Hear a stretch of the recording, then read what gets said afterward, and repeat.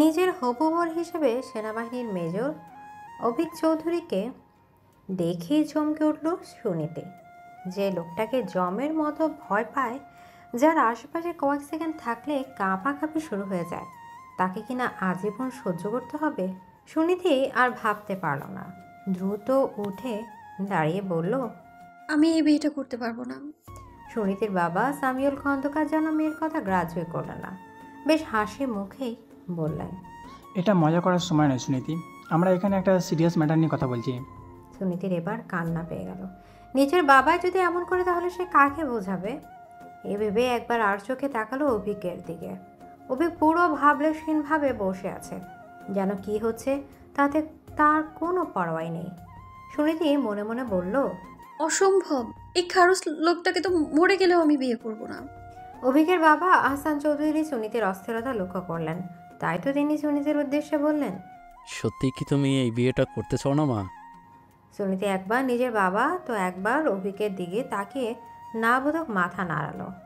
আহসান চৌধুরী একটা দীর্ঘশ্বাস ফেলে সামিউল খন্দকারের উদ্দেশ্যে বললেন, দেখুন মিস্টার খন্দকার, আমার মনে হয় সুনীতি সত্যি এই বিয়েটা করতে চায় না, তাই আমাদের আর এই বিষয়ে কথা না বাড়ানোই মঙ্গল।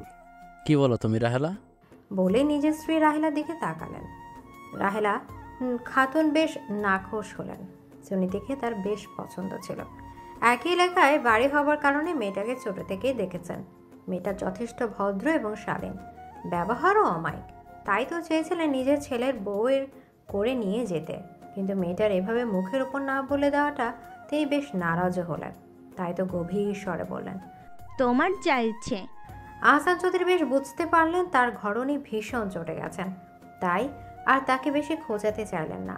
পাছে না আবার নিজের মেজাজ হারিয়ে মুখ ফসকে কিছু বলে দেয়, তখন এটা একদম ভালো দেখাবে না। তাই তো তিনি ভদ্রতার সহিত সামিউল খন্দকারকে বললেন, এখন তাহলে আমরা উঠি। তুমি আবার সুনীতির উপর বেশি রাগারাগি করো না, ওর নিজের জীবনের সকল সিদ্ধান্ত নিজে নেওয়ার অনুমতি আছে। বলে নিজের স্ত্রীকে ইশারা করলেন উঠে দাঁড়াতে। রাহেলা খাতুন থমথমে মুখ নিয়ে উঠে দাঁড়ালেন। অভিকও অনেকক্ষণ থেকে হাঁসফাঁস করছিল। সে দ্রুত উঠে স্থান ত্যাগ করল। সুনীতি তার যাওয়ার পানে তাকিয়ে দীর্ঘশ্বাস ফেলল। সামিউল খন্দকার ভীষণ লজ্জাবোধ করছে। মেয়েটা এভাবে মুখের উপর না করে দিয়ে ঠিক করল না। পরে তো বুঝিয়ে বলা যেত, বাসায় আসা গেস্ট এভাবে ফিরে গেলে ভালো দেখায় না। তাই তিনি অত্যন্ত বিনয়ের সহিত বললেন, আপনার তো এখনও কিছু খেলেন না, অন্তত নাস্তাটুকু করে যান। আহসান চৌধুরী কিছু বলার পূর্বে রাহেলা খাতুন বলে উঠলেন, তার কোনো প্রয়োজন হবে না, আমাদের খিদে নেই। বলে তিনি গটগট পায়ে বেরিয়ে গেলেন। আহসান চৌধুরীও চলে গেলেন তার পিছু। সবাই বেরিয়ে যাওয়ার পর সামিউল খন্দকারের সব রাগ গিয়ে জমা হলো নিজের মেয়ের উপর। তাই তিনি সুনীতির উপর চেঁচামেচি করতে শুরু করে দিলেন। তোমার কি কোনো সেন্স নেই? জীবনে দেখেছো এভাবে কেউ মুখের উপর না বলে? সামিউল খন্দকারের স্ত্রী নয়না খন্দকার রান্না করছিলেন। তিনি রান্নাঘর থেকে ছুটে এসে বললেন, কি হলো, মেয়েটার উপর এত চেঁচামেচি করছো কেন? কেন করছি সেটা তোমার মেয়েকে জিজ্ঞেস করো। ও চৌধুরী সাহেবের মুখের ওপরই বলে দিয়েছে যে এই বিয়েটাও করতে পারবে না। ওনার অপমানিত বোধ করে না খেয়েই চলে গেছিলেন।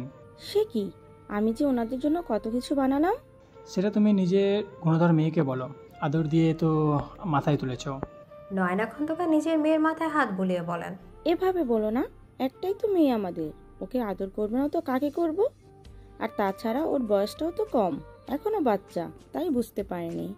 সামিউল খন্দকার এবার নিজের স্ত্রীর উপর রাগারাগি করে বললেন, তোমার মেয়ে এখনও ছোট আছে, 20 বছর পেরিয়ে গেছে, ভার্সিটিতে পড়ে তোমার মেয়ে, তবু নাকি এসে ছোট, লোক শুনলে হাসবে। সুনীতি অসহায় দৃষ্টিতে তার মায়ের দিকে তাকালো। নয়না খন্দকার সুনীতির মাথায় হাত বুলিয়ে বলল, তুমি যাও মামনি, তোমার রুমে গিয়ে রেস্ট নাও, আমি তোমার বাবার সাথে কথা বলছি। সুনীতি মায়ের কথা মতো তখনই নিজের রুমের দিকে রওনা দিল। সামিউল খন্দকার নিজের স্ত্রীর উদ্দেশ্যে বললেন, এভাবেই মেয়েকে মাথায় তুলে নাচছো, আমি আর কিছু বলবো না। তুমি তো জানো ও শুধু বয়সেই বেড়েছে, এখনো তেমন বুদ্ধি শুদ্ধি হয়নি। আর তাছাড়া ও বিয়েটা করতে চায়নি, তাই না বলেছে। এ নিয়ে আর কথা না বাড়ানোই ভালো। এমনিতেও আমার এসব আর্মি প্রফেশন ভালো লাগে না, ওদের জীবনের তো কোনো নিশ্চয়তাই নেই। আমার একমাত্র মেয়েকে আমি এমন অনিশ্চয়তার মধ্যে ফেলতে চাই না। কিন্তু অভিক ছেলেটা অনেক ভালো ছিল, তাছাড়া মিস্টার এবং মিসেস চৌধুরীর খুব পছন্দ ছিল সুনীতিকে। আচ্ছা, এসব কথা এখন ছাড়ো, আমরা না হয় দুজন মিলে ওনাদের কাছে গিয়ে সুনীতির ব্যবহারের জন্য ক্ষমা চেয়ে আসবো। যা ভালো মনে হয় তাই করো। সুনীতি নিজের রুমে এসে চুপচাপ বসে আছে। তার জন্য এখন কিছুই ভালো লাগছে না। এমন সময় তার ফোন বেজে উঠল। সুনীতি ফোনটা হাতে নিয়ে দেখলো তার বেস্টু অহনা ফোন দিয়েছে। সুনীতি ফোনটা রিসিভ করতেই অহনা বলে ওঠে, কি রে, কি খবর তোর? কি খবর চাস? তোকে এত উদাসীন লাগছে কেন? সুনীতি অহনাকে আজকের সকল ঘটনা খুলে বলল। সব শুনে অহনা হতাশা মিশ্রিত কণ্ঠে বলল, এটা তুই কি করলি পাগলি? আমি আবার কি করলাম? মেজর অভিককে তো দেখেছিলাম গতবার তোদের পাড়ায় গিয়ে। উফ, কি হ্যান্ডসাম লোকটা, আর কি তার অ্যাটিটিউড! আমি তো প্রথম দেখাই তার প্রেমে পড়ে গিয়েছিলাম। তুই কিভাবে পারলি প্রস্তাবটা ফিরিয়ে দিতে? আমার ওনাকে ভীষণ ভয় লাগে। ওনার কণ্ঠস্বরটা কি গম্ভীর, আর সবসময় কিভাবে রাগে রাগে চোখে তাকান। উফ, আমি আর ভাবতেই পারছি না।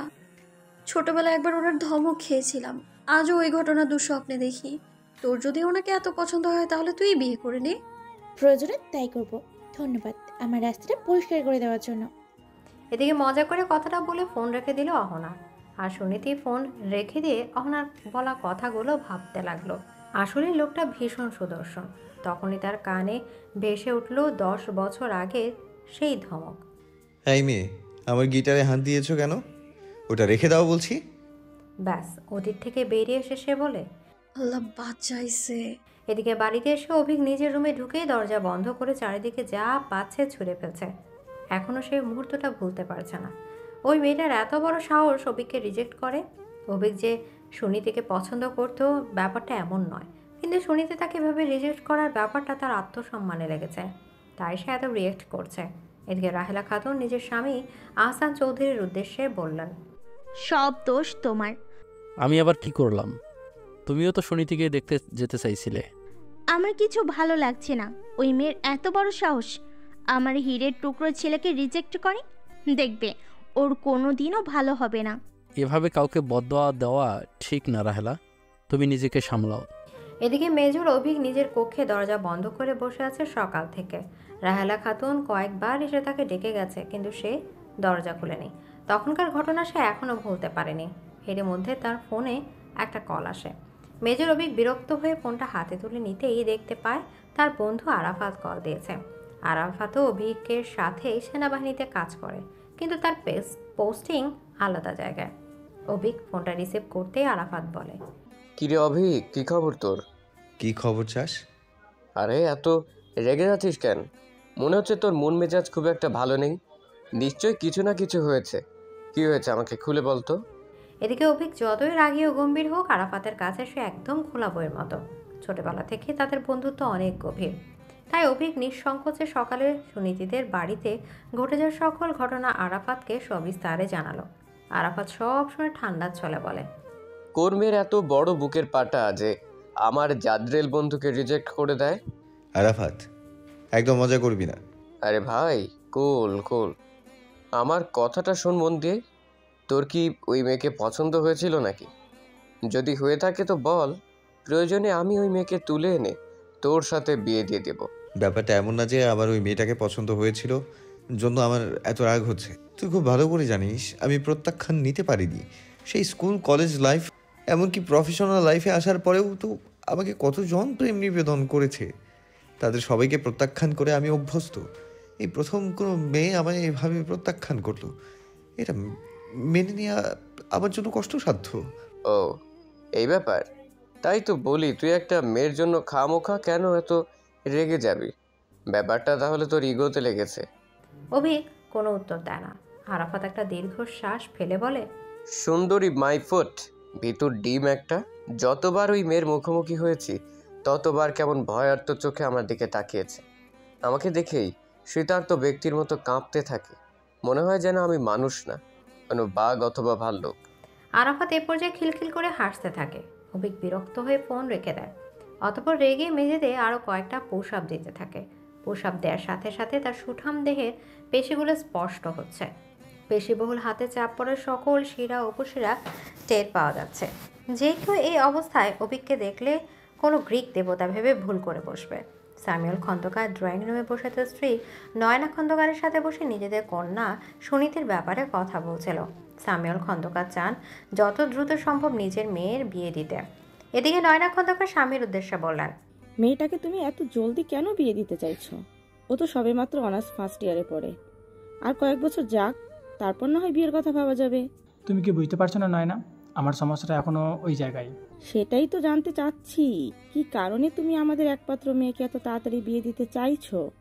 আমি খোঁজ নিয়ে জেনেছি সুনীতি যে ভার্সিটিতে পড়ে সে ভার্সিটির এক ছাত্রনেতার নজর পড়েছে ওর ওপর। নেতা কম গুন্ডা বেশি বলা যায় ওকে। যেতে আসতে আমাদের মেয়েকে বিরক্ত করে। সুনীতি ভয়ে কাউকে কিছু বলতে পারে না, কারণ ওই ছাত্রনেতা এর আগেও কিছু মেয়েকে এভাবে ডিস্টার্ব করেছে এবং তার প্রতিবাদ করায় তাদের ভুল তুলে নিয়ে গেছে। নয়না খন্দকারের বুক ভয়ে কেঁপে ওঠে। এত ভয়ানক ঘটনা, অথচ তিনি আগে এটা আন্দাজও করতে পারেননি। নয়না খন্দকার ভয়ে ভয়ে বলেন, ব্যাপারটা যদি এমন হয় তো আমি তোমাকে আর বাধা দেব না। আমার কাছে সবার আগে আমার মেয়ের সুরক্ষা। এই জন্যই তো চাইছি সুনীতিকে বিয়ে পড়িয়ে দিয়ে ওর পড়াশোনার ইতি টানতে, তাহলে এই ওকে আর সমস্যার সম্মুখীন হতে হবে না। আর এমনিতেও সুনীতি পড়াশোনা অতটা ভালো না, আবার পড়ার তেমন আগ্রহ নেই ওর মাঝে। ঠিক বলেছো তুমি, কিন্তু একটা ভালো পাত্রের খোঁজ পাওয়া তো এত সহজ না। এমন সময় কেউ বলে উঠল, ঘরের কাছে ভালো পাত্র থাকতে তোমাদেরকে বাইরে কেন খোঁজ করতে হবে? নয়না খন্দকার এবং সামিউল খন্দকার সামনের দিকে তাকাতে অবাক হয়ে যান। সামিউল খন্দকারের বড় বোন সালমা খন্দকার সামনে দাঁড়িয়ে। তাকে দেখে সামিউল খন্দকার উঠে দাঁড়িয়ে বলেন, আপা আপনি এতদিন পর এলেন? এদিকে সালমা বেগম এগিয়ে এসে মৃদু হেসে বলে, এসেছিলাম একটা বিশেষ কাজে। অনেকদিন থেকে ভাবছিলাম তোমাদের সাথে এই বিষয়টা নিয়ে কথা বলবো। যখন শুনতে পেলাম তোমরা সুনীতির জন্য পাত্র খুঁজছো, তখন আর দেরি না করে চলে এলাম একটা সুন্দর প্রস্তাব নিয়ে। সামিউল খন্দকার ও নয়না খন্দকার একে অপরের দিকে অবাক চোখে তাকান। তারা বুঝতে পারেন না সালমা খন্দকার কি প্রস্তাব দিতে চলেছে। সামিউল খন্দকার নিজের বোনকে জিজ্ঞাসা করেন, আপনি কোন প্রস্তাবের কথা বলতে এসেছেন আপা? তোমরা তো জানোই সুনীতিকে ছোট থেকে আমি নিজের মেয়ের মতোই দেখি। আমার খুব শখ ছিল আমি একটা মেয়ের মা হব, কিন্তু আল্লাহ আমার ঘরে দুটো রাজপুত্র পাঠালেন। সেই জন্য অনেক আগে থেকে আমার ইচ্ছা সুনীতিকে আমার বাড়িতে নিয়ে যাব, তাও পার্মানেন্টলি। এই জন্য আমি সুনীতির সাথে আমার বড় ছেলে সাজিদের বিয়ে দিতে চাই। তোমরা তো সাজিদের ব্যাপারে সবটাই জানো। ও একজন প্রতিষ্ঠিত ছেলে, একজন সফটওয়্যার ইঞ্জিনিয়ার, আমেরিকায় একটা বড় কোম্পানিতে চাকরি করে, কিন্তু দেশীয় সংস্কার একদম ভুলিনি। তাই তো আমাকে বলেছে আমি যেই মেয়েকে পছন্দ করব সেই মেয়েকেই বিয়ে করবে। আর ছেলের এমন সম্মতি পেতেই আমি চলে এসেছি তোমাদের কাছে খুব সুন্দর একটা প্রস্তাব নিয়ে। আমি তোমাদের মেয়ে সুনীতিকে আমার বড় ছেলের বউ করে নিয়ে যেতে চাই। তোমরা কি এই প্রস্তাবে রাজি আছো? এত অতি উত্তম আস্তাব, তুমি কি বলো না? তার বলতে সাজিদ অনেক ভালো ছেলে, ওর সাথে বিয়ে হলে আমাদের সুনীতিও অনেক খুশি হবে। তাহলে তোমরা আমার প্রস্তাবে রাজি তো? নয়না খন্দকার দৌড়ে গিয়ে ফ্রিজ থেকে মিষ্টি নিয়ে এসে সালমা খন্দকারকে সোফায় বসে মিষ্টি খাইয়ে দিয়ে বলেন, মিষ্টিমুখ করে নিন আপা, আমরা এই প্রস্তাবে রাজি। সালমা খন্দকার ভীষণ খুশি হয়ে যান। এদিকে সুনীতি সবেমাত্র ভার্সিটি থেকে বাসায় ফিরল। এসেই নিজের বিয়ের কথা শুনতে লজ্জায় তার গাল লাল হয়ে গেল। আরও বেশি লজ্জা পেল যখন শুনল তার বিয়ে হবে তার কাজিন সাজিদের সাথে। সুনীতিকে দেখে সামিউল খন্দকার তাকে ডাক দিল, কিন্তু সুনীতি লজ্জায় নিজের ঘরের দিকে দৌড় দিল। নিজের রুমে এসে বিছানায় গা ছেড়ে দিয়ে সাজিদের ভাবনায় মগ্ন হলো। ছোটবেলা থেকেই সুনীতি মনে মনে সাজিদকে পছন্দ করে, আর আজ তার স্বপ্নের পুরুষের তরফ থেকে তার জন্য বিয়ের প্রস্তাব আসছে। ব্যাপারটা তার জন্য অনেক আনন্দের। সুনীতি নিজের কক্ষে বসে নিজের স্বপ্নের পুরুষের কথা ভেবে মুচকি মুচকি হাসছে। মনে পড়ে যাচ্ছে সেই মিষ্টি হাসি লোকটার কথা, যে হাসলে বাম গালে টোল পড়তো। সুনীতি দু চোখ বন্ধ করে তার কথা ভেবে বলে, আপনি কবে দেশে ফিরবেন সাজিদ ভাই? আপনার অপেক্ষায় প্রহর গুনছি যে আমি। সুনীতির ভাবনার মাঝে সালমা খন্দকার তার কক্ষে এলো। সালমা খন্দকারকে দেখে সুনীতি ভীষণ খুশি হলো। সালমা খন্দকার সুনীতির খুশি মুখ দেখে বলল, তোর ইচ্ছে তো আমি পূরণ করে দিলাম। কেমন লাগলো আমার সারপ্রাইজ? সুনীতি সালমা খন্দকারকে জড়িয়ে ধরে বলল, তোমাকে অনেক ধন্যবাদ ফুপু, তুমি আমার কথা রেখেছো। আমি তো ভেবেছিলাম আমার কয়েক বছর আগে বলা কথাটাকে তুমি ছেলে মানুষই ভাববে। কখনো ভাবতে পারিনি তুমি কথাটাকে এত সিরিয়াস ভাবে নেবে। সালমা খন্দকার মৃদু হেসে সুনীতির মাথায় হাত বুলিয়ে দিয়ে বললেন, সেদিন তোর চোখের পাশে দেখে আমি তোর মনের কথা বুঝে গেছিলাম। সেই দিনই আমি ঠিক করিনি তোকে আমার সাজিদের বউ করে ঘরে তুলবো, কিন্তু সেই সময় তুই ছোট ছিলি, সেই জন্য এই কথাটা আমি তুলিনি। ভেবেছিলাম যখন তোর উপযুক্ত বয়স হবে এবং তোর বাবা মা তোর বিয়ে দিতে চাইবে, তখন তাদের কাছে আমি তোর হাত চাইতে আসবো। আর আজ সেই শুভ দিনটা চলে এলো। আচ্ছা সাজিদ ভাইয়া কবে দেশে ফিরবে সে ব্যাপারে কিছু জানো তুমি ফুপু? ও দেখ, তোকে আসল খবরটা দিতেই ভুলে গেছিলাম। আমার আজ সকালে সাজিদের সাথে কথা হয়েছিল। ও আমাকে বলেছে আজকের ফ্লাইটে ও নিউ ইয়র্ক থেকে ঢাকার উদ্দেশ্যে রওনা দেবে। বাংলাদেশ সময় কাল সকাল নাগাদ পৌঁছে যাবে। সাজিদের ফেরার খবর শুনে সুনীতির অধরের হাসি দৃঢ় হয়। কতদিন পর মানুষটাকে সামনাসামনি দেখার সুযোগ পাবে সে। সুনীতির দুটো চোখ যে তার শখের পুরুষকে দেখার তৃষ্ণায় ব্যাকুল, তাই তো সে সালাম খন্দকারকে উদ্দেশ্য করে বলে, উপু আমি কাল তোমাদের সাথে এয়ারপোর্টে যেতে চাই, সাজিদ ভাইকে রিসিভ করতে চাই আমি। তোমার কোনো আপত্তি নেই তো? আপত্তি কেন থাকবে? আমার তো ভালোই লাগবে তুই সাথে গেলে। সাজিদও তোকে দেখে ভীষণ খুশি হবে। আমি সাজিদকে তোর ব্যাপারে জানাতেই ও বিয়েতে রাজি হয়ে গেছে। একথা শুনে যেন সুনীতির খুশি আরও বেড়ে যায়। তার সরল মনে চিন্তা আসে, তাহলে কি সাজিদ ভাইও আমাকে পছন্দ করতো? অনেক সময় আমরা যা ভাবি বাস্তবতা তার থেকে আলাদাই হয়। এই যেমন যখন পৃথিবীর এক প্রান্ত থেকে সুনীতি ভাবছে তার সাজিদ ভাইও তাকে ভালোবাসে, অন্যদিকে সাজিদ অন্য এক রমণীকে নিজের বুকের সাথে আষ্টে পৃষ্ঠে জড়িয়ে আছে। ইভা থমাস আমেরিকান এক শ্বেতাঙ্গ রমণী। মেয়েটার আরও একটা পরিচয় হচ্ছে সে সাজিদের প্রেমিকা এবং বিগত 2 বছর থেকে তারা নিউ ইয়র্কের একটি ফ্ল্যাটে লিভ ইন সম্পর্ক করেছে। সাজিদ ইভাকে ভালোবাসে, সে চায় ইভাকে নিয়ে নিজের জীবন করতে, কিন্তু একই সাথে সে নিজের মাকেও ভীষণ ভালোবাসে। বাবার মৃত্যুর পর সালমা খন্দকারী সাজিদ সহ তার ছোট ভাইকে একা হাতে সামলেছেন। সাজিদ আজ যে জায়গায় পৌঁছেছে তার পেছনে সালমা খন্দকারের অবদান অনস্বীকার্য। সাজিদ চায় না তার মাকে কখনো কষ্ট দিতে, আর সে এটা খুব ভালো করে জানে তার মা কখনো এভার সাথে তার সে সম্পর্ক মেনে নেবে না। সাজিদ সবসময় মায়ের বাধ্যগত সন্তান, তাই মায়ের বিপক্ষে গিয়ে কিছু বলতেও পারবে না। এজন্য সে এমন একটা সিদ্ধান্ত নিয়েছে যাতে করে 2 কুলই রক্ষা পায়। সাজিদের সিদ্ধান্ত হলো সে তার মায়ের পছন্দ মতো মেয়েকে বিয়ে করবে এবং সেই মেয়ে বাংলাদেশে থাকবে। একই সাথে সে আমেরিকা ইভার সাথেও সম্পর্ক বজায় রাখবে। আপাতত এছাড়া তার কোনো রাস্তা খুঁজে পায় না সে, কারণ এই ইভা নামক মেয়েটাও যে তার জন্য কম ত্যাগ করেনি। ইভার পরিবার তাদের সম্পর্কটা মেনে নেয়নি, এই জন্য ইভা তার পরিবারকে ত্যাগ করেছে। সাজিদ অবশ্য নিজের পরিবারকে ত্যাগ করার সাহস রাখে না, কিন্তু যতদূর করতে পারা সে করবে। আর কিছুক্ষণ পরই তার ফ্লাইটের সময়, এজন্য সাজিদ উঠে বসে তৈরি হতে নেয়। ইভা বিষাদ সিক্ত নয়নে তাকিয়ে থাকে সাজিদের দিকে। সাজিদ হেসে ইভার দিকে তাকাতে ইভা বলে, তুমি ফিরছো কবে? 1 সপ্তাহের মধ্যেই ফিরবো। আমারও ইচ্ছে ছিল তোমার সাথে তোমার দেশে যাওয়ার। তোমার ফ্যামিলির সাথে তো এখনো আমার পরিচয় করিয়ে দিলে না। আমি গেলে পরিচয়টাও হয়ে যেত। ইভার উদাস কণ্ঠ শুনে সাজিদ অসহায় কণ্ঠে বলে, তোমাকে তো আমি বলছি বা আমার মা কনভার্সেটিভ মাইন্ডেড একজন মহিলা। তিনি এত সহজে আমাদের সম্পর্কটা মেনে নেবে না। আমাকে তাকে মানানোর জন্য একটু সময় চাই। আচ্ছা, তুমি সাবধানে যেও। আমার শরীরটা কয়েকদিন থেকে ভালো যাচ্ছে না, না হলে আমি তোমাকে এয়ারপোর্ট অবধি পৌঁছে দিতাম। তুমি নিজের খেয়াল রাখো এবা। আমি এলিনাকে বলে দিয়েছি এই একদিনেও তোমাকে কোম্পানি দেবে। বলে মিষ্টি একটা হাসি দেয়। এদিকে সুনীতি বারবার নিজেকে আয়নায় দেখছে। আজ একটা মেরুন কালারের সালোয়ার কামিজ পরেছে। গত বছর ঈদে এটা তার মা তাকে কিনে দিয়েছিল।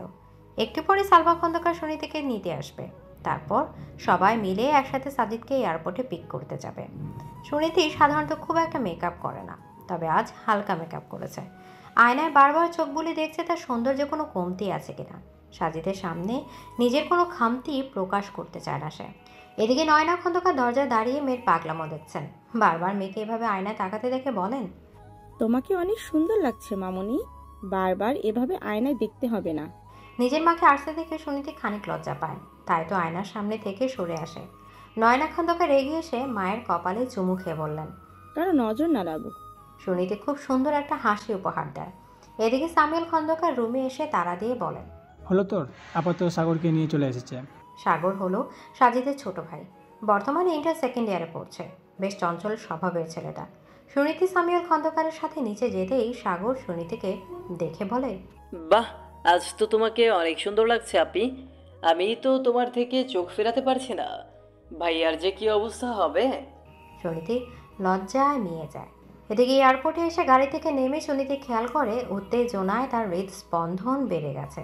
দীর্ঘ 5 বছর পর কাঙ্ক্ষিত ব্যক্তিটির চেহারা দেখবে, তাই একটু বেশি উত্তেজিত সে। তার বাবা, ফুফু এবং সাগর ইতিমধ্যে এয়ারপোর্টের দিকে রওনা দিয়েছে। বর্তমানে এয়ারপোর্টের সামনে বেশ ভালোই ভিড়, কারণ হজের মৌসুম চলছে, যে কারণে এত ভিড়ের মাঝে হাঁটতে সুনীতির অসুবিধা হচ্ছিল। তার উপর অতিরিক্ত উত্তেজনা তো আছেই।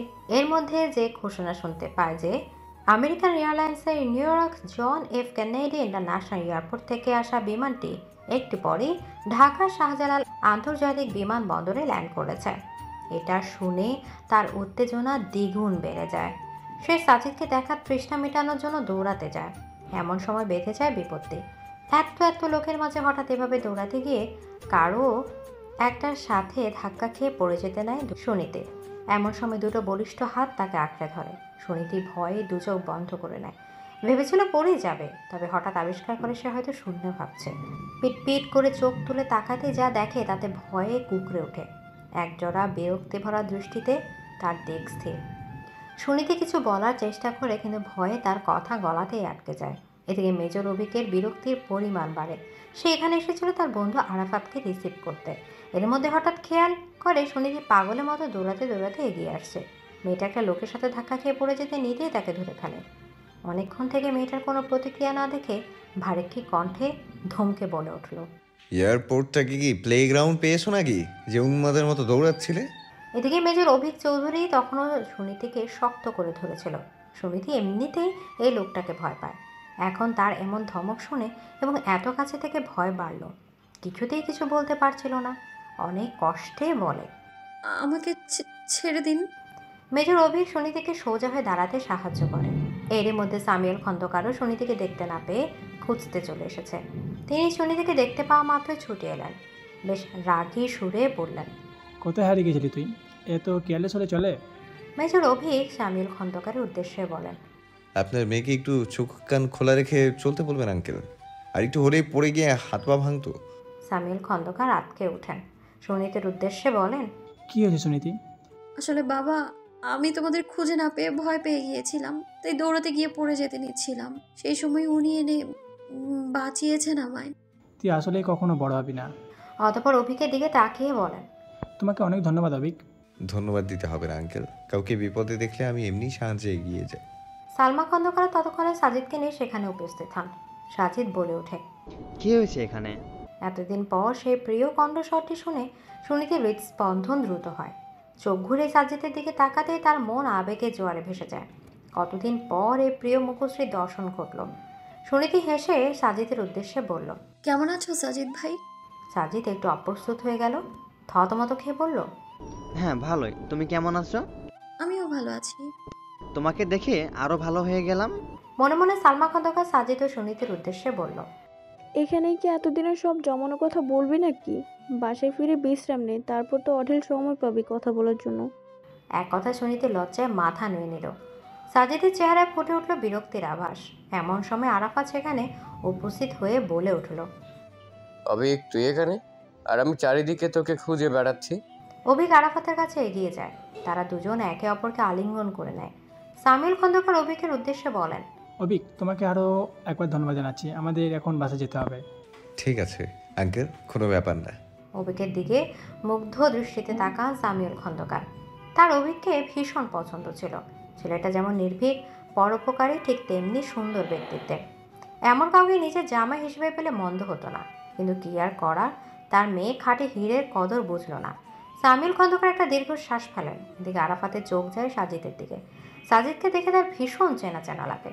সবাই চলে যাবার পর আরাফাত অভিককে বলে, আচ্ছা, এখানে যে ছেলেটা ছিল তুই কি তাকে চিনিস?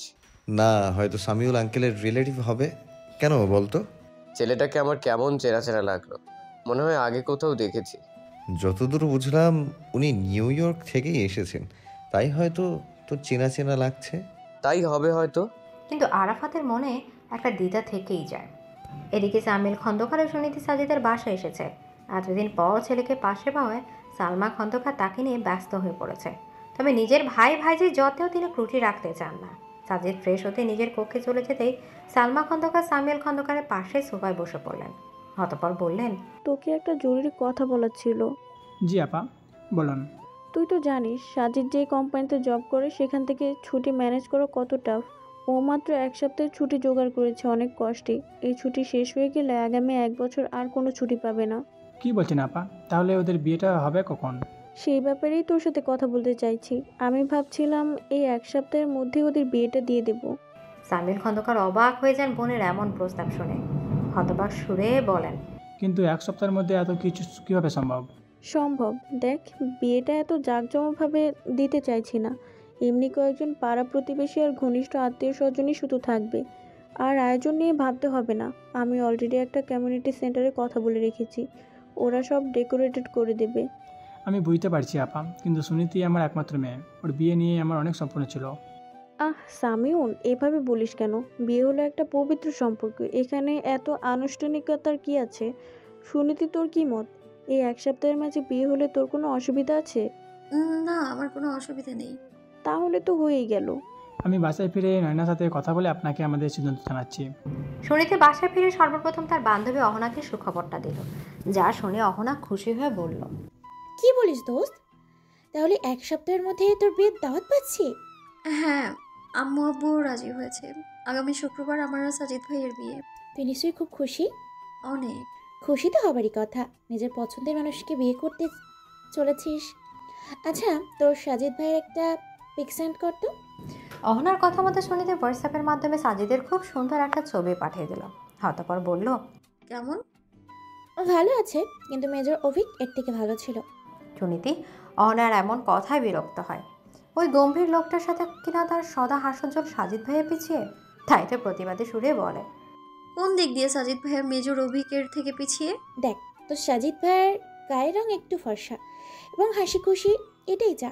কিন্তু মেজর অভিক শ্যাম হলেও তার মুখের গঠন কিন্তু অনেক সুন্দর। তাছাড়া মেজর অভিক অনেক লম্বা। আমি যাকে ভালোবাসি আমার চোখে সেই সব থেকে সুন্দর।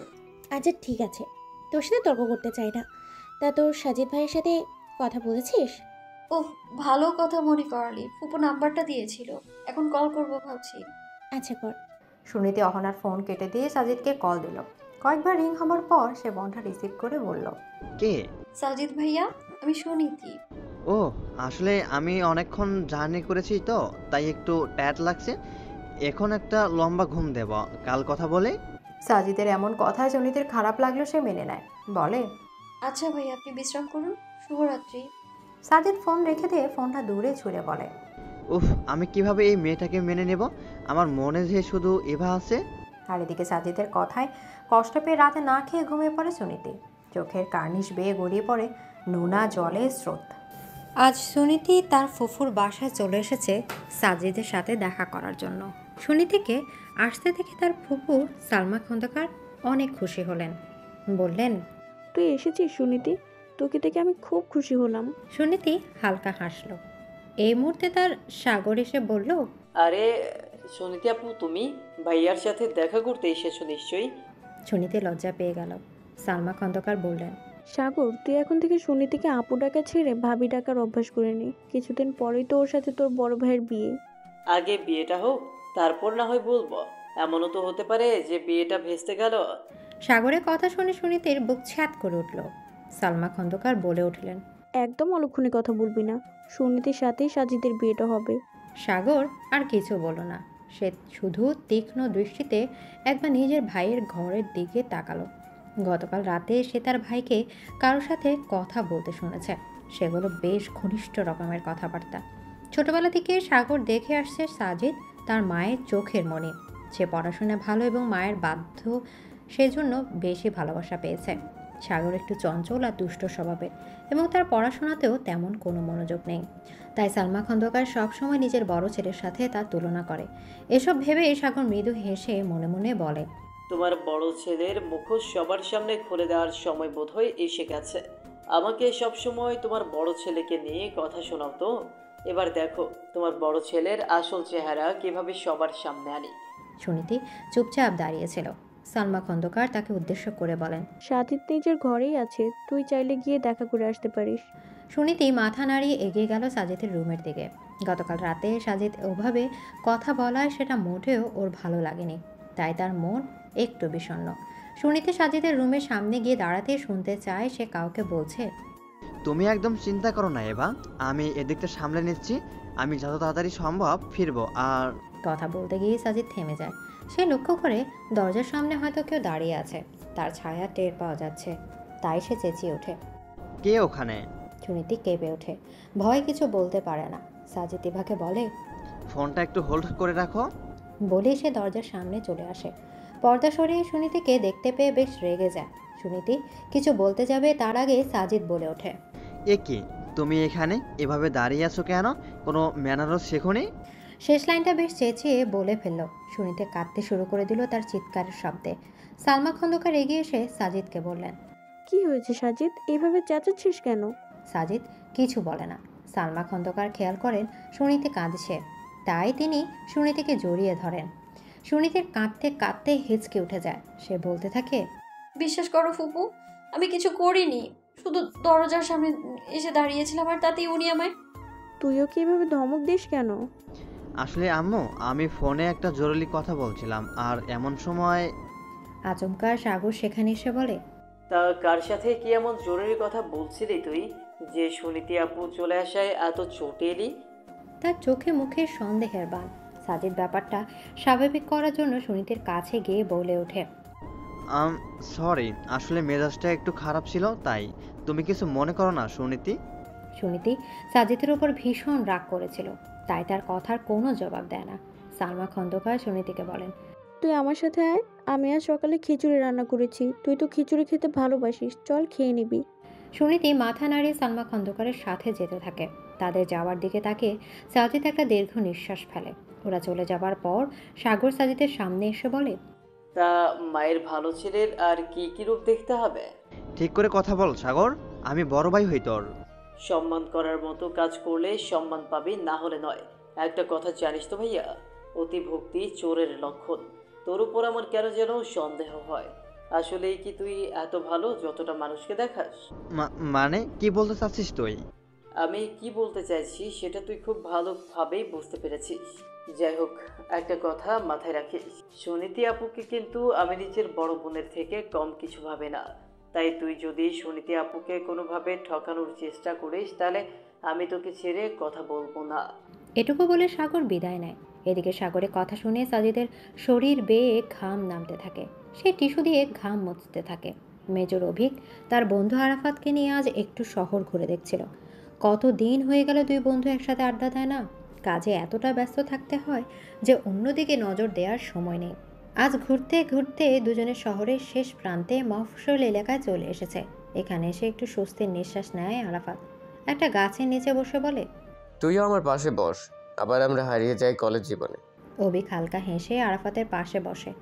আরাফাত যেন স্মৃতির পাতায় হারিয়ে যায়। হঠাৎ করে বলে ফেলে, তোর মনে আছে আমাদের কলেজ দিনের কথা? আমি, তুই আর ও। আরাফাত নিজের কথা সম্পূর্ণ করার আগে অভিক তাকে থামিয়ে দেয়।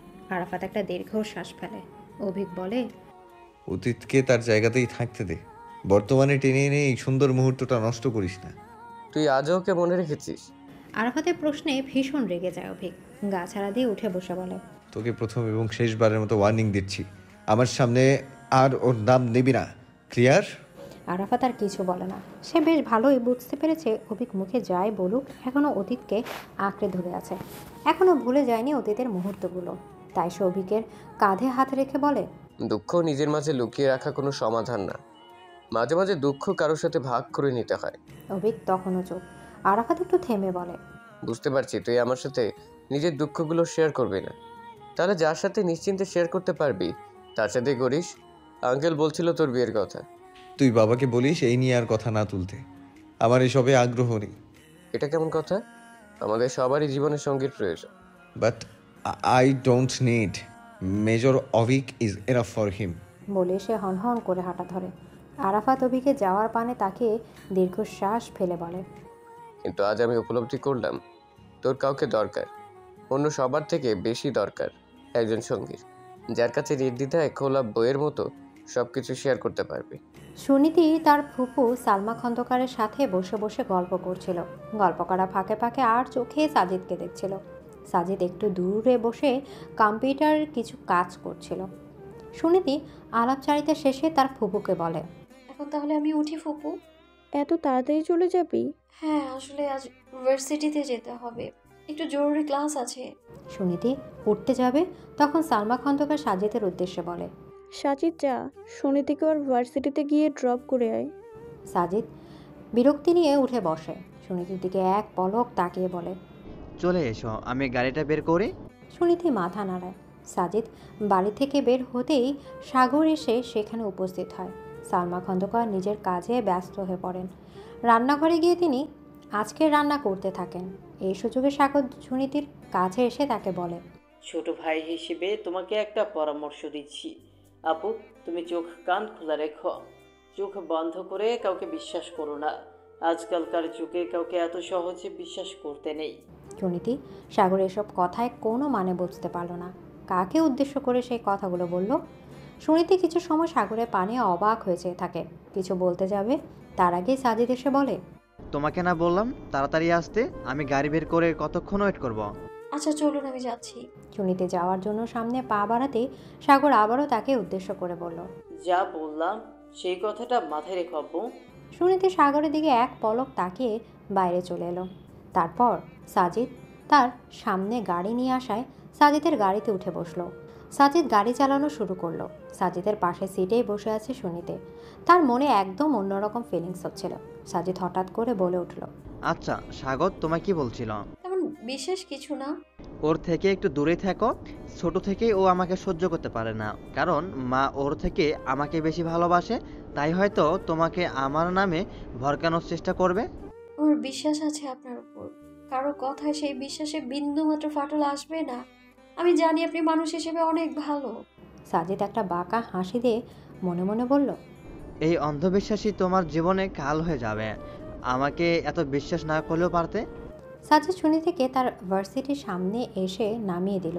সুনীতি গাড়ি থেকে নামার সাথে সাথে সাজিদের ফোনে কারো কল এলো।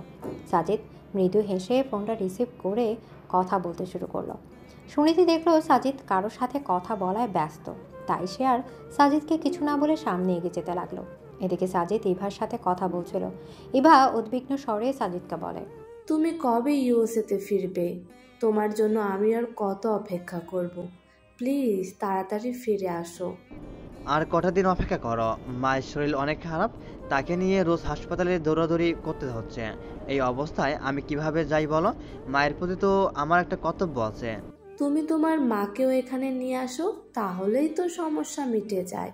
তুমি তো জানোই মা এই দেশ ছেড়ে কোথাও যেতে চায় না। আমাদের বিয়ের কথাটা তোমার মাকে জানিয়েছো তো? সাজিদ বলার মতো কিনা খুঁজেই পায় না কিছু। এখানে আসার কিছুদিন আগে সাজিদ ইভাকে বিয়ে করে নিয়েছে। মূলত ইভার জেদের কারণেই বিয়ে করতে বাধ্য হয়েছে। সাজিদ একটু ভেবে বলে, মায়ের শরীরটা একটু ভালো হোক, তারপর না হয় বলবো। এদিকে সুনীতি ভার্সিটির গেট পেরিয়ে ভেতরে ঢুকতে যাবে এমন সময় তার সামনে এসে দাঁড়ালো ছাত্রনেতা মন্টু। এই মন্টুই সেই ছেলে যার ভয়ে সুনীতির বাবা মা তাকে দ্রুত বিয়ে দিতে চাইছে। মন্টুকে দেখে সুনীতির ভীষণ রাগ হয়। সে মন্টুর উদ্দেশ্যে বলে, আমার সামনে থেকে সরো, না হলে কিন্তু আমি চিৎকার করব, লোক জড়ো করব। মন্টু একটা বিশ্রী হাসি দিয়ে বলে, চিৎকার করবে? আচ্ছা করো, দেখি কার এত বুকের পাটা আছে যে মন্টুর বিপক্ষে কথা বলে। সুনীতি মন্টুকে পাশ কাটিয়ে চলে যেতে নেবে এমন সময় মন্টু তার হাত টেনে ধরে। সুনীতি রেগে মন্টুর গালে ঠাস করে একটা থাপ্পড় বসিয়ে দেয়। এই থাপ্পড়ে মন্টু রেগে গিয়ে বলে, তোমার এত বড় সাহস, তুমি মন্টুর গায়ে হাত দিয়েছো? এর ফল ভালো হবে না। আমি তোমাকে ভয় পাই না। আমার গায়ে দ্বিতীয়বার স্পর্শ করার আগে এই কথাটা মনে রাখবে। এর থেকে আরও বেশি নিবিড়ভাবে স্পর্শ করব তোমায়। তোমার শরীরে প্রত্যেক অংশে আমার হাতের ছোঁয়া থাকবে। সুনীতি আরও কিছু বলতে যাবে, তার আগেই দেখতে পেল সাজিদ তার দিকে এগিয়ে আসছে। সাজিদ সুনীতির সামনে এসে জিজ্ঞেস করলো, তুমি এখনো এখানে দাঁড়িয়ে আছো কেন? সুনীতি কিছু বলতে যাবে, তার আগেই মন্টু বলে, এটাকে আমার শালাবাবু নাকি? কিন্তু আমি যতদূর জানি তোমার তো কোনো ভাই নেই। আমি ওর হবু বর। এই শুনে মন্টু ভীষণ রেগে যায়। সুনীতির উদ্দেশ্যে বলে, তুমি এভাবে অন্য কাউকে বিয়ে করতে পারো না। বলে সে এগিয়ে গিয়ে সাজিদের গায়ে হাত তুলতে যাবে এমন সময় কিছু ছেলেপেলে সেদিকে ছুটে আসে। তাদের সবাইকে আসতে দেখে মন্টু ভয়ে দূরে সরে যায়, কারণ এরা তার প্রতিপক্ষ নেতার দলের লোক। ছেলেপেলেগুলো এগিয়ে এসে সুনীতিকে বলে, এই ছেলে আবার তোমায় বিরক্ত করছিল? তোমায় না বলছি আমাদের ভাইয়ের কাছে সাহায্য চাইতে? আপনাদের অনেক ধন্যবাদ ভাইয়া এগিয়ে আসার জন্য। এরপর সে সাজিদকে বলে, আপনি ঠিক আছেন তো? সাজিদ রেগে বলে, তোমাকে তো আমি ভালো মেয়ে ভাবছিলাম, ভার্সিটিতে এসে এসব কি দেখলাম? চুপ, একদম চুপ। শুধুমাত্র মা তোমায় পছন্দ করেছে জন্য আমি এই বিয়েটা করতে বাধ্য, না হলে মরে গেলেও তোমায় বিয়ে করতাম না। সাজিদের কথা শুনে সুনীতির চোখে জল চলে আসে, তবুও সে চোখের জল মুছে বলে, ঠিক আছে, আপনাকে আমার বিয়ে করতে হবে না। আমি ফুপুকে বলে দিব যে এই বিয়েটা ভেঙে যেন দেয়। আমারও একটা আত্মসম্মান তো আছে। যে লোক আমাকে এভাবে বলে তাকে তো আমি কোনোদিনও বিয়ে করব না। এই বলে সে চলে যায়। আর সাজিদ একটা দীর্ঘ শ্বাস ফেলে বলে, আমায় ক্ষমা করে দিও সুনীতি। আমি জানি তুমি ভালো মেয়ে, কিন্তু আমি যে অন্য একজনকে ভালোবাসি, আমার পক্ষে এই বিয়েটা করা সম্ভব না। কিন্তু মাকেও আমি সরাসরি না বলতে পারিনি, তাই আমায় এমনটা করতে হলো যেন বিয়েটা না হয়। এবার আশা করি সব ঠিক হয়ে যাবে। সুনীতি ভার্সিটি থেকে বাসায় ফিরে এসে নিজের ঘরে ঢুকে দরজা বন্ধ করে দেয়। রাগে তার চোয়াল কাঁপছে। কিভাবে সাজিদ তাকে এতটা অপমান করলো? সে কি ভেবেছে সুনীতি সব মুখ বুঝে মেনে নিবে? তেমনটা মোটেই না। সুনীতি প্রতিবাদ করতে জানে। এদিকে নয়না খন্দকার ক্রমাগত দরজা ধাক্কিয়ে চলে যায়, কিন্তু সুনীতি দরজা খুলল না। সামিউল খন্দকার অফিস থেকে ফিরে এসব দেখে ভীষণ রেগে গেলেন। সুনীতির রুমের সামনে এসে জোরে একটা ধমক দিতেই সুনীতি এসে দরজা খুলে দিল। তার চোখে জল। সামিউল খন্দকার রাগে কণ্ঠে বললেন, এসব কি সুনীতি? কেন এমন করছো? কি সেটা তো বলো। আমি সাজিদ ভাইকে বিয়ে করব না, ব্যাস। আমাকে আর কোনো প্রশ্ন করবে না। সামিউল খন্দকার এবং নয়না খন্দকার দুজনে অবাক হয়ে নিজের মেয়ের দিকে তাকিয়ে রইলেন। তারা তাকে অনেক প্রশ্ন করতে লাগলেন, কিন্তু সুনীতি চুপ করে রইল। নিজের জেদে সে অটল। শেষ পর্যন্ত সামিউল খন্দকার বাধ্য হয়ে তার বোন সালমা খন্দকারকে ফোন করে সব জানালেন। সব শুনে সালমা খন্দকার বললেন, তোরা কোনো চিন্তা করিস না, আমি ব্যাপারটা দেখছি। আমি যখন বলছি সুনীতিকে আমার সাজিদের বউ করে আনবো, তখন তাই হবে। বেশ অহমের সাথে কথাটা বলে তিনি ফোন কেটে দিয়ে রাগে চোখে তাকালেন সাজিদের দিকে। সাজিদ তার সামনে দাঁড়িয়ে আছে। সালমা খন্দকার সাজিদের উদ্দেশ্যে বলে, নিশ্চয়ই তুই কিছু করেছিস। সুনীতিকে আমি খুব ভালো করেই চিনি। ও ছোট থেকে তোকে পছন্দ করে। ও কিছুতেই এই বিয়েতে দ্বিমত করতে পারে না। এখন ভালোই ভালোই সবটাই স্পষ্ট করে বল। সাজিদ সালমা খন্দকারের পায়ের কাছে বসে পড়ে। অনুনয় সুরে বলে, আমায় ক্ষমা করে দিও মা। আমি আমি সুনীতিকে বিয়ে করতে পারবো না। কেন? তোর কি সুনীতিকে পছন্দ নয়, নাকি সে তোর যোগ্য নয়? এমনটা নয় মা। আরও স্পষ্ট করে যদি বলি, তাহলে শুধু সুনীতিই নয়, আমার পক্ষে আর কোনো মেয়েকে বিয়ে করা সম্ভব নয়। এর কারণ কি জানতে পারি? আমি তোমার কাছে এসব লুকাতে চাইনি, কিন্তু বলার সাহস পাইনি। আসলে আমি বিবাহিত মা। আমি আমেরিকায় গিয়ে সেখানকার ইভা নামে একটি মেয়েকে ভালোবেসে ফেলি। ইভা আমার জন্য ওর পরিবারকে ছেড়ে দিয়েছে। আমরা কিছুদিন আগে বিয়ে করেছি। আর সাজিদ নিজের সম্পূর্ণ কথা পূর্ণ করতে পারে না। তার আগে সালমা খন্দকার ঠাস করে তার গালে থাপ্পড় বসিয়ে দেয়। মা, তুমি আমায় মারলে? তোর সাহস কিভাবে হয় আমাকে না জেনে এত বড় একটা সিদ্ধান্ত নেওয়ার? কি ভেবেছিস তুই একটা শ্বেতাঙ্গ বিদেশি মেয়েকে বিয়ে করে একেবারে আমার জানাবি, আর আমি এই বিয়েটা মেনে নেব? কিছুতেই না। আমরা একে অপরকে ভালোবাসি মা। আর আমি যে ছোটবেলা থেকে এত ভালোবাসা, এত কষ্টের মধ্যে দিয়ে তোকে বড় করলাম, তার কোনো মূল্য নেই তোর কাছে? আমার জীবনে তোমার গুরুত্ব সবার আগে মা। তাহলে আমি যা বলছি তাই কর। তুই সুনীতিকে বিয়ে কর। তুই চাইলে ইভাকে নিয়ে আমেরিকায় থাকতে পারিস, অসুবিধা নেই। সুনীতি না হয় এই দেশে আমার কাছে থাকবে। আমারও তো কারো একজনের সঙ্গ দরকার, আর সুনীতিকে এসব কিছু জানানোর দরকার নেই। এসব তুমি কি বলছো মা? এমনটা করলে তো এভাও সুনীতি দুজনকে ঠকানো হবে। আমি এমনটা করতে পারবো না। তোকে আমার কথা শুনতেই হবে, আর যদি না শুনিস তাহলে আমি নিজেকে শেষ করে দিব। মা, শুধু তাই নয়, তোকে তোর বাবার সব সম্পত্তি থেকেও বঞ্চিত করব। তুই বলেছিলি না তোর একটা বিজনেস শুরু করার জন্য 30 লাখ টাকার প্রয়োজন? সেই জন্যই তোকে সুনীতিকে বিয়ে করতে হবে। এর মাধ্যমে সামিউল তোকে এই টাকা দেবে। আমি যা করছি তোর ভালোর জন্যই করছি। কিন্তু কোনো কিন্তু নয়। মায়েরা যা করো সন্তানদের ভালোর জন্যই করে। যা, আমি ইভার সাথে তোর বিয়েটা মেনে নিলাম। তুই আমেরিকায় ওর সাথে সুখে থাক। শুধু সুনীতিকে এসব জানানোর কোনো দরকার নেই। বছরে 2-3 বার দেশে আসবি, এইটুকুই। বাকিটা আমি সামলে নেব। এতে আমাদের সবার ভালো। আমার কাছে তো তোকে দেওয়ার মতো 30 লাখ টাকা নেই। সে টাকাটা সামিউল তোকে দেবে, আর এর জন্যই তোকে সুনীতিকে বিয়ে করতে হবে। ঠিক আছে মা, যা চাও তাই করব আমি। এই না হলে আমার ছেলে। অভিক পুনরায় তার আর্মি ক্যাম্পে ফিরে যাওয়ার জন্য প্রস্তুতি নিচ্ছিল। আহসান চৌধুরী এসে অভিককে বললেন, এখনই ফিরে যাচ্ছ? এখনও তো 1 সপ্তাহ সময় আছে। এখানে আর মন টিকছে না আব্বু। 1 সপ্তাহ না হয় রেজিমেন্টেই অবস্থান করব। এখন তোমার কোথাও যাওয়া হবে না। ব্যাস, যেদিন ছুটি শেষ হবে সেদিনই যাবে। কিন্তু আব্বু, আমি আর কোনো কথা শুনতে চাই না। অভিকের আব্বু, তুমি ওকে বুঝিয়ে দাও আমি ঠিক কি বলতে চাইছি। আমি কুলসুম আপার সাথে কথা বলেছি। উনি আমাকে খুব ভালো একটা মেয়ের সন্ধান দিয়েছে। আমি ঠিক করেছি যে এবার অভিক ফেরার আগেই ওর এঙ্গেজমেন্টটা করিয়ে রাখবো, আর যদি সুযোগ পাই তো কাবিন করিয়ে রাখবো। আমি এসব ব্যাপারে আর কোনো কথা শুনতে চাই না, লাউড অ্যান্ড ক্লিয়ার। আমিও বলে দিলাম তোমাকে বিয়ে করিয়েই ছাড়বো। এই বলে রাহেলা খাতুন অভিকের ব্যাগপত্র কেড়ে নিয়ে বলল, মায়ের জেদের কাছে ছেলেকে নতজানু হতেই হবে। কাল আমরা মেয়ে দেখতে যাচ্ছি, এটাও লাউড অ্যান্ড ক্লিয়ার। অভিক একবার আহসান চৌধুরীর দিকে তাকালো, কিন্তু তিনিও ইশারা করে বুঝিয়ে দিলেন এই ব্যাপারে তিনি আর কিছু করতে পারবেন না।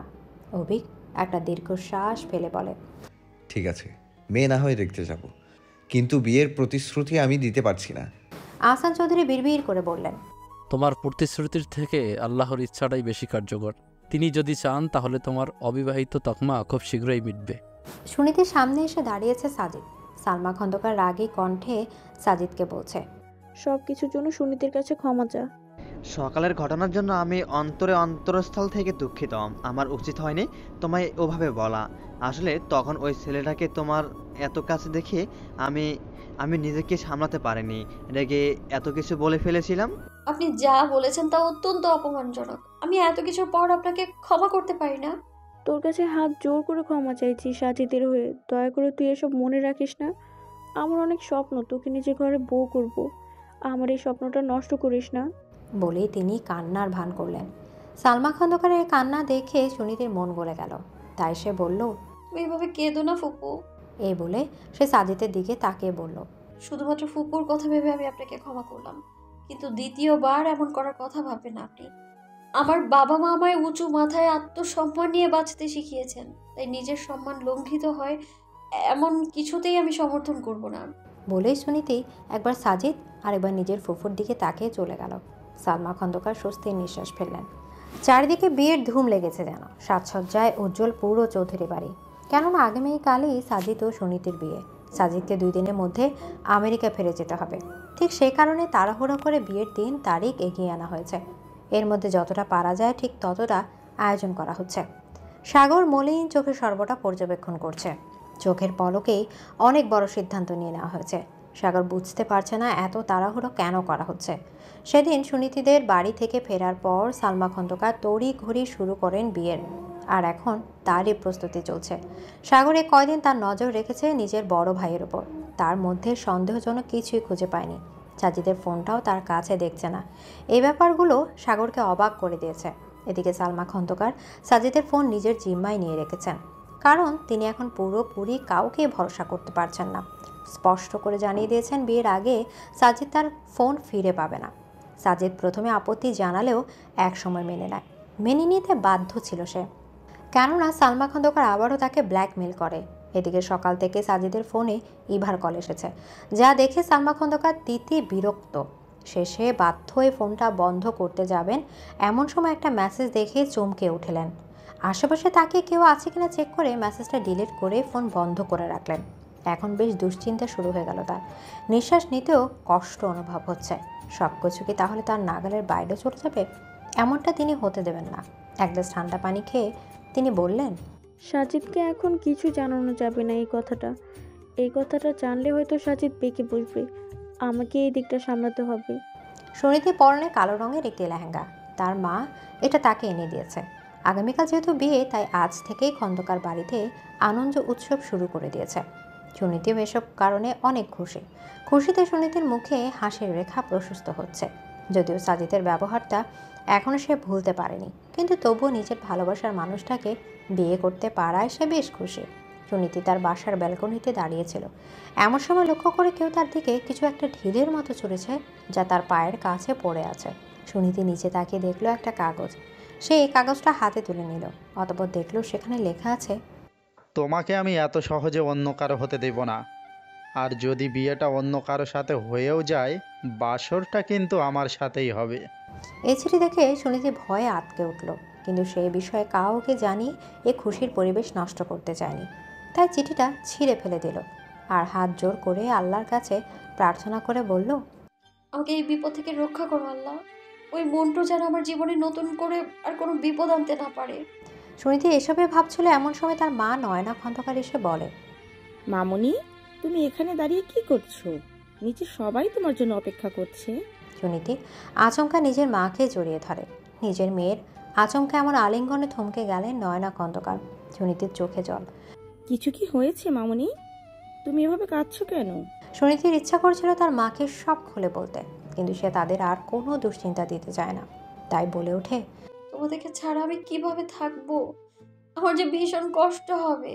নয়না খন্দকার মেয়ের মাথায় হাত বুলিয়ে বলেন, পাগলি মেয়ে, আমরা তো সব সময় তোমার পাশেই থাকবো। যখন ইচ্ছে আমাদের কাছে ছুটে আসিও, আমরাও যাব তোমার কাছে। মায়ের কথায় কিছুটা স্বস্তি খুঁজে পেল সুনীতি। মাকে আরো নিবিড়ভাবে জড়িয়ে ধরে বলল, তুমি পৃথিবীর সেরা মা। তুমিও আমার কাছে পৃথিবীর সেরা মেয়ে। আমি এখনো সেই দিনগুলো ভুলিনি। বিয়ের পর 5 বছর আমি মা হতে পারিনি। এজন্য পাড়া প্রতিবেশী আত্মীয় স্বজন কত কথা শুনিয়েছে। অবশেষে আল্লাহর কাছে অনেক প্রার্থনা, অনেক কান্নাকাটি করার পর তুমি এলে আমার কাছে। তখনও লোকের কত কথা মেয়ে হয়েছে বলে, কিন্তু আমি আর তোমার বাবা একটুও নাখোশ হইনি, বরঞ্চ খুশি হয়েছিলাম, কারণ আল্লাহ আমাদের ঘরে শেহজাদি পাঠিয়েছে। আমরা তোমাকে নিয়ে সুখে ছিলাম। আমাদের শুধু এতটুকুই চাওয়া, বাকিটা জীবনও তোমার এইরকমই সুখ স্বাচ্ছন্দ্যে কাটুক, যেমনটা এখন কাটছে। নিজের মায়ের কথায় সুনীতি আবেগপ্রবণ হয়ে ওঠে। অভিকের মুখোমুখি দাঁড়িয়ে আছেন রাহেলা খাতুন। গতকাল তিনি অভিককে সাথে নিয়ে মেয়ে দেখে এসেছেন। মেয়েটাকে তার ভারী পছন্দ হয়েছে। তিনি সিদ্ধান্ত নিয়েছেন ওই মেয়েকেই নিজের বাড়ির বউ করে ঘরে তুলবেন। কিন্তু শেষ মুহূর্তে এসে অভিক যেন বেঁকে বসলো। তার বাড়া ভাতে ছাই দিয়ে বলল, আমি আগেও বলেছি, আবারও বলছি, আমার পক্ষে বিয়েটা করা সম্ভব নয়। আমি তোমার মা, আমার কথা তোমায় শুনতেই হবে। কেন জেদ করছো? মায়ের কথা মেনে নাও না। মেয়েটাকে আমারও ভালো লেগেছে। যেমন দেখতে সুন্দর, তেমনই ভালো ব্যবহার। আপত্তি করার তো কোনো কারণ দেখছি না। বাবা তুমিও? বাবার দিকে না তাকিয়ে আমার দিকে তাকাও। আমি যখন বলেছি ওই মেয়েকেই আমার বাড়িতে বউ করে আনবো, তখন ওই মেয়েকেই আমার বাড়ির বউ করে আনবো। এদিকে শুনছি খন্দকার ভাইয়ের মেয়ে মানে সুনীতিরও নাকি কাল বিয়ে, ছেলে নাকি আমেরিকান প্রবাসী। এজন্যই বোধহয় সেদিন আমাদের অপমান করে তাড়িয়ে দিল। আহসান চৌধুরী বিরক্ত সহিত মুখ দিয়ে চ জাতীয় শব্দ উচ্চারণ করে বলল, আহ রাহেলা, তুমি শুধু শুধু সহজ বিষয়গুলোকে জটিল করছো। খন্দকার সাহেব এমন মানুষ নয়। তিনি বারবার আমাদের কাছে ক্ষমা চেয়েছেন ওই ঘটনার জন্য। আর সুনীতিরও অভিককে পছন্দ ছিল না, তাই না করেছে। এটা নিয়ে এত জলঘোলা করার কি আছে? থাক, তোমার আর ওদের হয়ে ওকালতি করতে হবে না। আমাদেরও তো বিয়ের দাওয়াত দিয়েছে।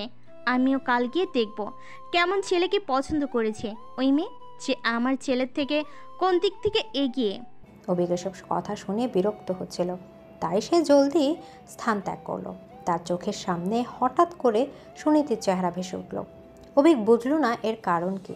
মেয়েটার সেদিনের প্রত্যাখ্যান সে আজও মেনে নিতে পারেনি। এটাই হয়তোবা কারণ এর আগেও এভাবে একজন তাকে প্রত্যাখ্যান করে বাজেভাবে ত্যাগ করেছিল। সেই ঘটনার পর অভিক প্রতিজ্ঞা করেছিল সে আর কখনো বিয়ে করবে না। এসব ভেবে অভিক একটা দীর্ঘ নিঃশ্বাস ত্যাগ করলো। দেখতে দেখতে আরও একটা দিন খুব সুন্দরভাবে কেটে গেল। আজ সুনীতির গায়ে হলুদ। বাড়িতে সেসব কিছুরই আয়োজন চলছে। সুনীতির পরনে আজ হলুদ রঙের একটা সুন্দর লেহেঙ্গা, যা তার সৌন্দর্য যেন বহু গুণে বাড়িয়ে তুলেছে। সুনীতির গায়ে হলুদ মাখানোর আয়োজন করা হচ্ছে। সুনীতির খুব ভালোই লাগছে। অন্যদিকে অভিক তার বন্ধু আরাফাতের সাথে মিলে আজও ঘুরতে বেরিয়েছে। ঘুরতে ঘুরতে তারা নানা বিষয় নিয়ে আলোচনা করছিল। দুদিন পরেই তাদের আবার নিজ নিজ কার্যালয়ে ফিরে যেতে হবে। ঘুরতে ঘুরতে হঠাৎ তার একটা কমিউনিটি সেন্টারের পাশে চলে আসে, যেখানে গায়ে হলুদের অনুষ্ঠান চলছিল।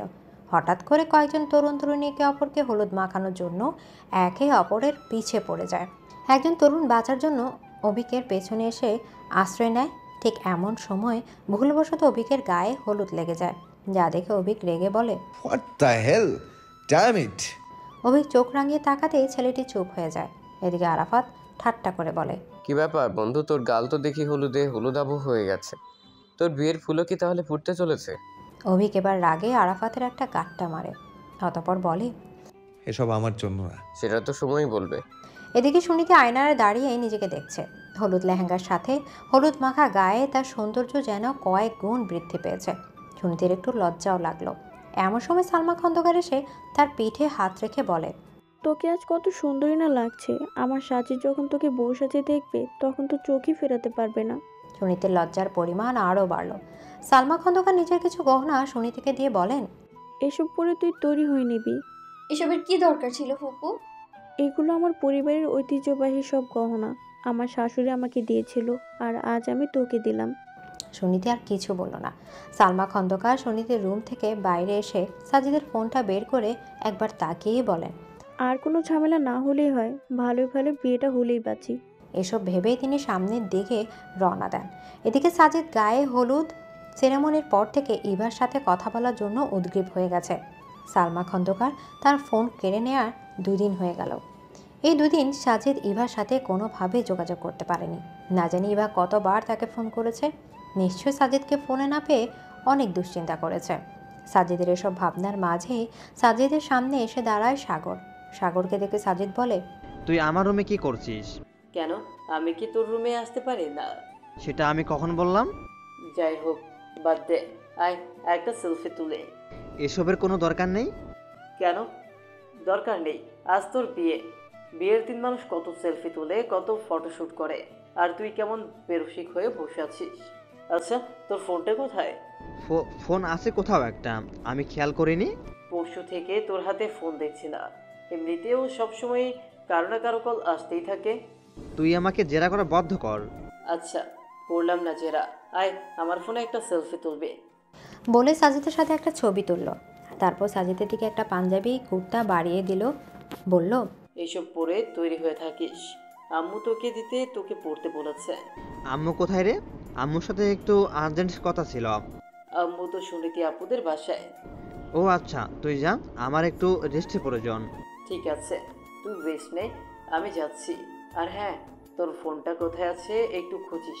বিয়ে বাড়িতে এত লোক ঘোরাফেরা করছে, তোর এত দামি আইফোনটা না আবার চুরি হয়ে যায়। সেসব তোকে ভাবতে হবে না, চুরি হয়ে গেলে আরেকটা কিনে নেওয়ার সামর্থ্য আমার আছে। অ্যাজ ইউ উইশ বলে সাগর চলে যায়। সাজিদ সাগরে যাওয়ার পরে দরজা লাগিয়ে বিছানায় শুয়ে পড়ে। हो 16 बरस की 2 कदम चौखट के बाहर क्या गए तेरे कदमे के दिन आ गए। সুনীতির বিয়ের অনুষ্ঠানে এই গানটা বাজছে, সবাই সে গানের তালে তালে নাচছে। সুনীতির বেস্ট ফ্রেন্ড অহনা আওয়াজ এসেছে সুনীতির বিয়ে উপলক্ষে। সে এসেছে থেকেই নাচে গানে আনন্দে মেতে আছে। এদিকে সুনীতি অহনার উপর রেগে আছে এত লেট করে আসার জন্য। সুনীতি অহনাকে বলেছিল আরও আগে আসতে, কিন্তু অহনা একটু কাজে ব্যস্ত ছিল, তাই আসতে পারেনি। এজন্য অবশ্য সে বারবার সুনীতিকে সরিও বলেছে। সুনীতি তাকে একটু নরমও হয়েছে। অহনা সুনীতির রুমে এসে দেখে পার্লার থেকে লোকেরা তাকে সাজাতে ব্যস্ত। সুনীতিকে তারা বিভিন্ন গহনা পরিয়ে দিচ্ছে, তাতে চড়া মেকআপ। এসব দেখে অহনা বলে, এত ভারী গহনা কি আজকাল কেউ পরে? আর একটু নর্মাল মেকআপ করলেও তো হতো, সাথে ধবধবে ভূত লাগছে। অহনার কথা শুনে পার্লারের লোক হা হয়ে তাকিয়ে থাকে। সুনীতি বলে, ফুপু এসব গয়না দিয়ে গেছেন, এইসব নাকি বংশের গয়না। যাই হোক, এত চড়া মেকআপের দরকার নেই, এই মেকআপ তুলে একটা হালকা মেকআপ করিয়ে দেন। পার্লারের লোকটা খানিক আক্রোশ নিয়ে বলে, আপনার যখন পোষাচ্ছে না তখন আপনি নিজেই মেকআপ করিয়ে দেন। Good idea. বলে নিজেই মেকআপ করতে শুরু করলো, আর খুব সুন্দরভাবেই করাচ্ছিল। নর্মাল ব্রাইড মেকআপে যে কাউকে এত সুন্দর লাগে তা সুনীতিকে না দেখে বোঝাই যেত না। সুনীতি অহনার কাণ্ডে হেসে বলে, তোর খুঁতখুঁতে স্বভাব আর গেল না। এদিকে পার্লারের লোকটা থোতা মুখ ভোতা হয়ে গেল। সে কিছু বলার মতো খুঁজে পেচ্ছে না। অহনা তার দিকে তাকিয়ে চোখ টিপে। এর মধ্যে নয়না খন্দকার এসে তারা দিচ্ছে রওনা দেওয়ার জন্য। সাজিদ বিয়ের সাজে প্রস্তুত। সালমা খন্দকার তাকে যাওয়ার জন্য তারা দিচ্ছে, কিন্তু সাজিদ কিছুতেই যেতে রাজি না। সে উল্টো জেদ ধরে বসে আছে ইভার সাথে তাকে কথা বলার সুযোগ করিয়ে না দিলে সে কোথাও যাবে না। সাজিদের এই জেদের কাছে পরাস্ত হতে চাইছে না সালমা খন্দকার। তিনি সাজিদকে প্রথমে বেশ রাগারাগি করছিলেন, তারপর একসময় ইমোশনাল ব্ল্যাকমেল শুরু করলেন। কিন্তু তাতেও কোনো কাজ হলো না বিধায় বাধ্য হয়ে সাজিদের হাতে তার ফোনটা দিয়ে বললেন, এই নে তোর ফোন, কিন্তু বেশিক্ষণ কথা বলা যাবে না, মাত্র 1 মিনিট। এদিকে সাজিদ ফোনটা দ্রুত হাতে নিয়ে প্রথমে ফোনটা অন করলো, তারপর ইভাকে কল দিল। বেশ কয়েকবার রিং হলো, কিন্তু ইভা রিসিভ করলো না। সাজিদ উদ্গ্রীব হয়ে ফোন দিয়ে যাচ্ছে, আর সালমা খন্দকার বিরক্ত হচ্ছেন। একসময় তিনি সাজিদের হাত থেকে ফোনটা কেড়ে নিয়ে বলেন, থাক, আর কল দিতে হবে না, বিয়েটা আগে করে নে, তারপর ইভার সাথে মন খুলে কথা বলিস।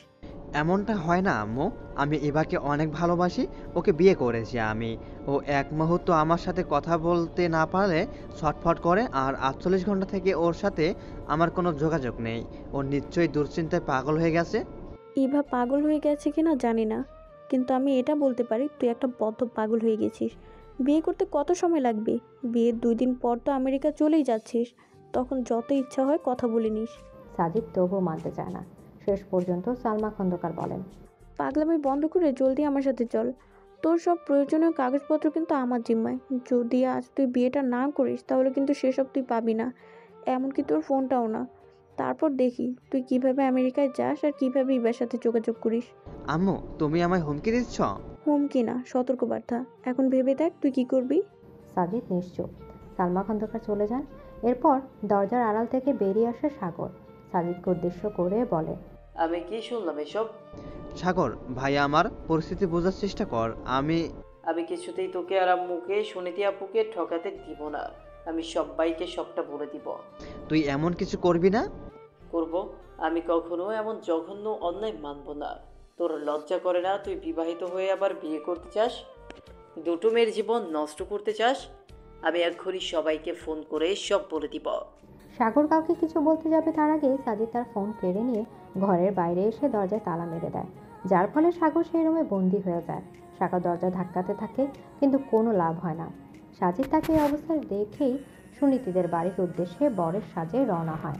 সুনীতি কনের সাজে বসে আছে, ভীষণ উত্তেজিত অনুভব করছে।